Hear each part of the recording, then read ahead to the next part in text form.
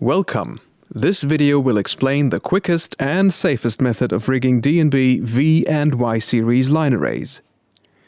Let's start with the touring cart. It works the same way for V and Y series and consists of a wheel board, 4 poles and a top lid. All components are held together by cam locks, which are easily dismantled with a twist. Both series use a 3-point rigging system.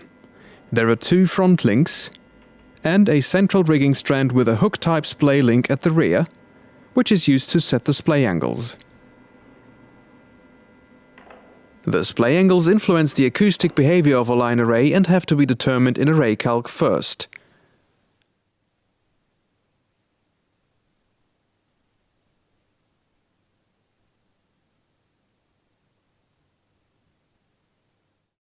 Now everything is ready to go.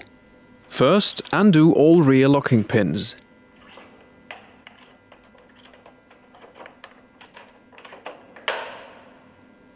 The numbering on the rear rigging strand reflects the angular resolution from 0 to 14 degrees in 1 degree increments. To preset the splay angles, insert 1 pin per box according to the list of splay angles generated in array calc. In this case, it's 0, 1, 2, and 3 degrees. To attach the flying frame, extend the front links of the top cabinet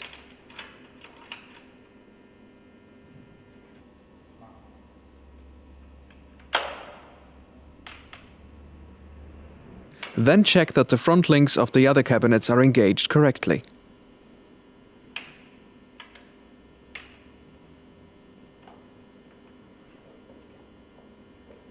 Both V and Y series flying frames come with 2 load adapters for hoist connection, 1 load adapter for use with a rotor clamp, 2 shackles to connect the safety chain, 2 additional front links for ground stacks and mixed hangs, and a mounting plate for inclinometers. To set a particular pick point, at least 1 adapter must be mounted to the central bar of the flying frame. This determines the overall tilt of the array. In this case, according to the array calc prediction, the pick point needs to be set to hole number 20. Sometimes higher resolution is required. Therefore, half-hole detents can also be realized. This is done by rotating the load adapter appropriately and by observing the arrow and numerical markings. So, this is hole number 20. And hole number 20.5 works like that.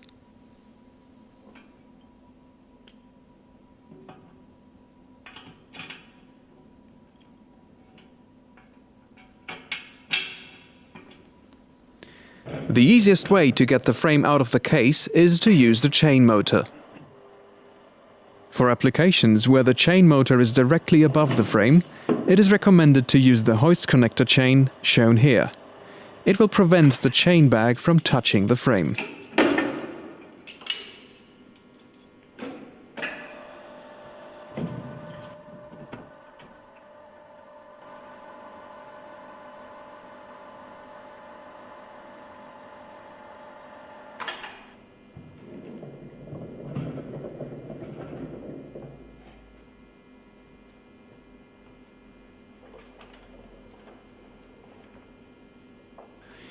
Lower the frame until the front links of the top cabinet fit into the slots at the front of the frame.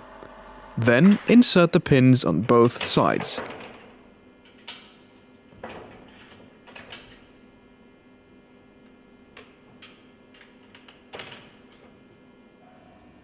To lower the splay link of the frame, release the locking pin that keeps it in the park position.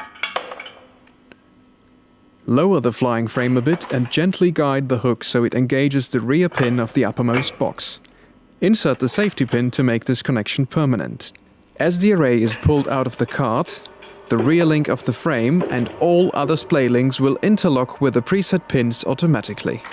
This is the right moment to insert the safety pins into the hole directly below the angle pin.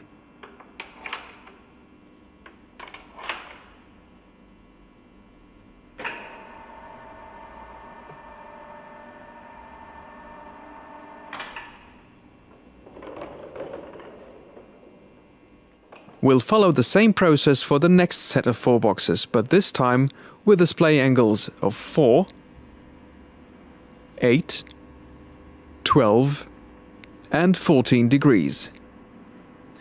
Again, the front links of the top box need to be extended and all other front links checked. The first set of cabinets can now be lowered onto the second set. Always be careful to align the front links with the slots precisely.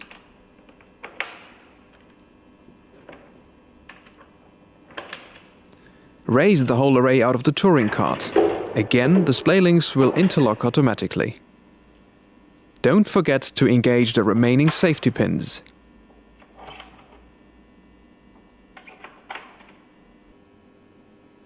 With the touring cart out of the way, it's time to attach the lower set of boxes at the rear as well.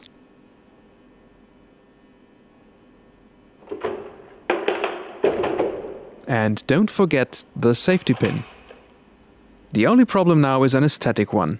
The hook from the lowest cabinet is sticking out, but there is an easy fix.